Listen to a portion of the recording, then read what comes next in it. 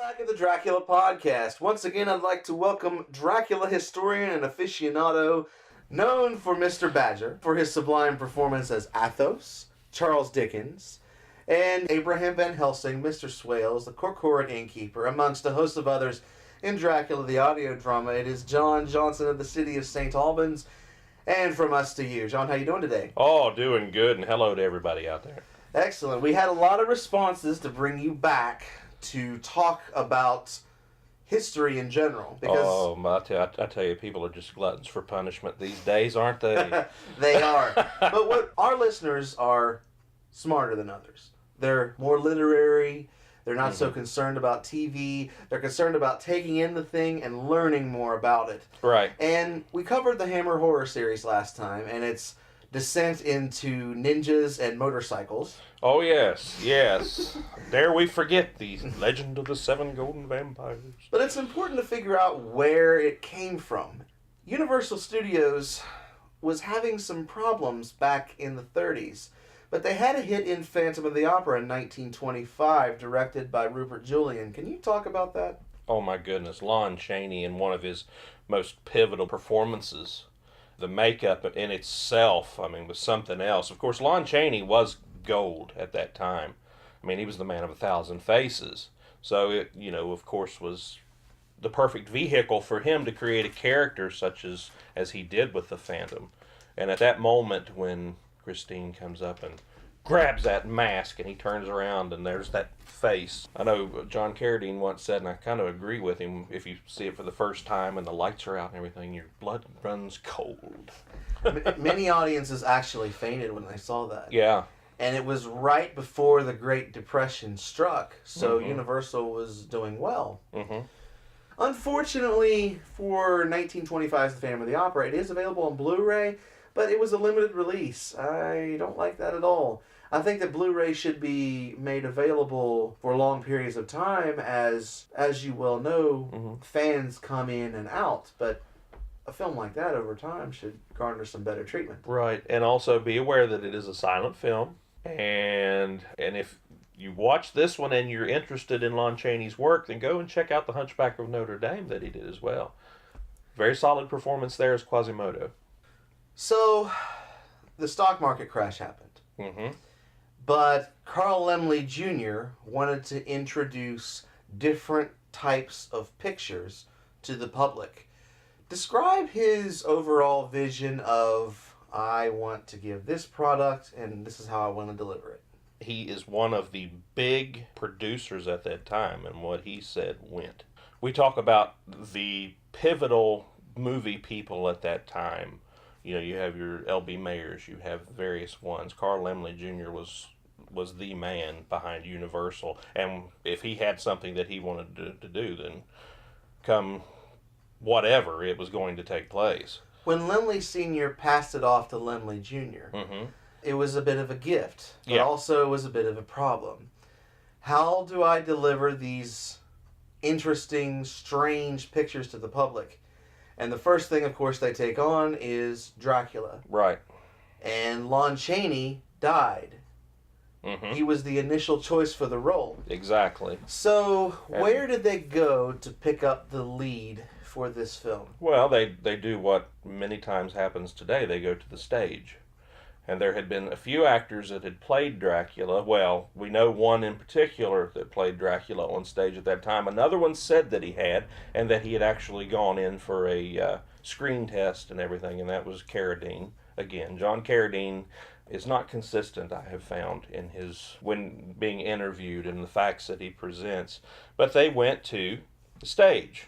And who did they find there but the great man himself in all of his evening clothed glory, Bela Lugosi. Born in which country? Hungary. Very good. In the town of Lugos. Hence, that's where he gets his name. But there's an even bigger problem. They've got the man, but they can't do a 161,000-page book. No. It's not possible. In a previous episode of the Dracula podcast, we discussed the 1931 film. Tell us what you think about it. We already gave it the seal of approval, but give us your insights on what makes this so different from Stoker, but yet makes it such a good piece. That's kind of hard to do. Interestingly, too, with in England at the same time as Lugosi is over here doing the play, you have Raymond Huntley, who would later show up in the Hammer films, playing Dracula at the same time. But with that script, I mean, they took a bit of liberty with the characters, and they mixed and matched a little bit, and they did what they could. But still, in presentation and everything, you get the overall gist of what's going on, and you get to meet Dracula. It's not Stoker, but it is the archetypal image for that era. And that's interesting with Dracula, because that seems to be the thing that happens with Dracula is every era has their depiction of Dracula. They do. With the 30s, it was Bela Lugosi, and then you go to Christopher Lee. In the 70s, perhaps Frank Langella, and then perhaps in Germany, Klaus Kinski. Yes. And then 92 with Gary Oldman. We've ripped Universal to pieces for the past few episodes. But I'm not sure if there's one now. I honestly think the last one was Gary Oldman. I don't think Gerard Butler or Richard Roxburgh or Luke Evans or anyone of that ilk has really made a mark like those 3 or 4 folks have. No.